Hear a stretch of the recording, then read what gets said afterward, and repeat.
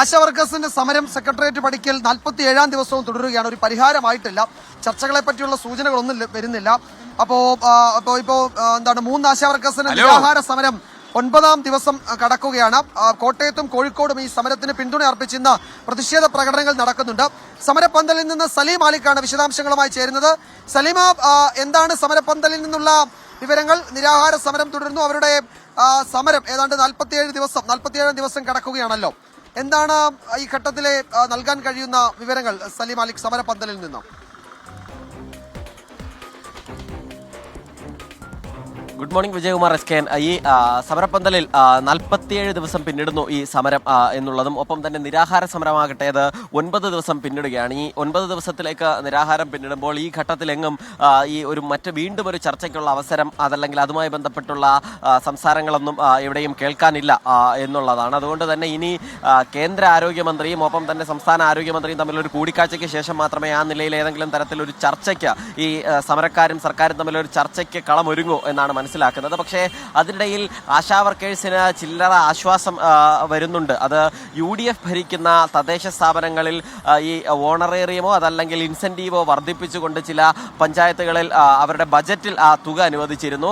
അത് UDF സംസ്ഥാന വ്യാപകമായി തന്നെ നയപരമായി അങ്ങനെ ഒരു തീരുമാനത്തിലേക്ക് കടക്കും എന്നാണ് അറിയാൻ കഴിയുന്നത്. ഒപ്പം തന്നെ കഴിഞ്ഞ ദിവസം BJP ഭരിക്കുന്നൊരു പഞ്ചായത്തിൽ 7000 രൂപ അധിക ഇൻസെന്റീവായി കൂടി നൽകുകയും ചെയ്തു. അങ്ങനെ ചില ആശ്വാസങ്ങൾ ആശാ വർക്കേഴ്സിനെ സംബന്ധിച്ചിടത്തോളം ഉണ്ട്. പക്ഷേ യഥാർത്ഥത്തിലുള്ള പ്രധാനപ്പെട്ട പ്രശ്നം അത് സർക്കാർ അഡ്രസ്സ് ചെയ്യുന്നില്ല എന്നുള്ള പരാതി തന്നെയാണ് ഇപ്പോഴും ഇവർക്കുള്ളത്. ഇപ്പോൾ ഈ ആദ്യത്തെ 7 ദിവസം നിരാഹാരം കിടന്ന കേരള ആശാ ഹെൽത്ത് വർക്കേഴ്സ് അസോസിയേഷന്റെ ഭാരവാഹി കൂടിയായ MA ബിന്ദു അതിനുശേഷം ഈ ആരോഗ്യം മോശമായപ്പോൾ സമരം അവസാനിപ്പിച്ചു. പകരം 3 പേരാണ് ഇപ്പോൾ കിടക്കുന്നത്. ഇപ്പോൾ ആരോഗ്യം എങ്ങനെയുണ്ട്? സമരം എങ്ങനെ പോകുന്നു?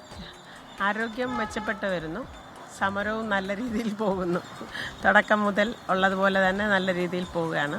നമ്മുടെ ഡിമാൻഡ് അംഗീകരിക്കും വരെ നമ്മൾ സമരവുമായിട്ട് പോകും. നിരാഹാരം തുടങ്ങുന്നതിന്റെ തൊട്ട് തലേ ദിവസം വരെ സർക്കാർ ഒരു ചർച്ചയ്ക്ക് വിളിക്കുക അത്തരത്തിലൊരു അന്തരീക്ഷം ഉണ്ടായിരുന്നു ചർച്ച എന്നുള്ളതിൽ. പക്ഷേ ഇപ്പോൾ 9 ദിവസമായി നിങ്ങളുടെ ഒരു പ്രധാനപ്പെട്ട പരാതി ഒരു മെഡിക്കൽ ടീമിനെ പോലും ഇവിടെ നിയോഗിച്ചിട്ടില്ല എന്നുള്ളതാണ്. പിന്നീട് ഏതെങ്കിലും തരത്തിൽ ചർച്ചയുമായി ബന്ധപ്പെട്ട് എന്തെങ്കിലും കോൾ വന്നിട്ടുണ്ടോ? ഇല്ല, ഇതുവരെ അങ്ങനെ ഒരു കോളും വന്നിട്ടില്ല. ചർച്ച ഉണ്ടാകുമെന്നുള്ള ഒരു 100% വിശ്വാസത്തിൽ തന്നെയാണ് ഞങ്ങൾ മുന്നോട്ട് പോകുന്നത്. ഈ നമ്മൾ ഏറ്റെടുത്ത ഈ പെയിനും ബുദ്ധിമുട്ടുകളും ഒന്നും വൃഥാവിലാവില്ല. ഈ പൊതുസമൂഹം ഞങ്ങളോട് കാണിക്കുന്ന ഈ നിർലോഭമായ പിന്തുണ അല്ലെ അവരുടെ മനസാക്ഷി ആഗ്രഹിക്കുന്ന നിർലോഭം അത് വൃഥാവിലാവില്ല എന്നാണ് ഞങ്ങൾ പ്രതീക്ഷിക്കുന്നത്. ഈ 47-ാം ദിവസവും ആശാ വർക്കേഴ്സ് ആ സമരത്തിൽ അവരുടെ പ്രതീക്ഷ കൈവിടുന്നില്ല എന്നുള്ളതാണ്. 1.5 മാസം പിന്നിട്ടിട്ടും ആ നിലയിൽ സർക്കാരിന്റെ ഭാഗത്ത് നിന്ന് കനിവുണ്ടാകും എന്ന പ്രതീക്ഷയിൽ അവർ സമരം തുടരുകയാണ്. SK. യെസ്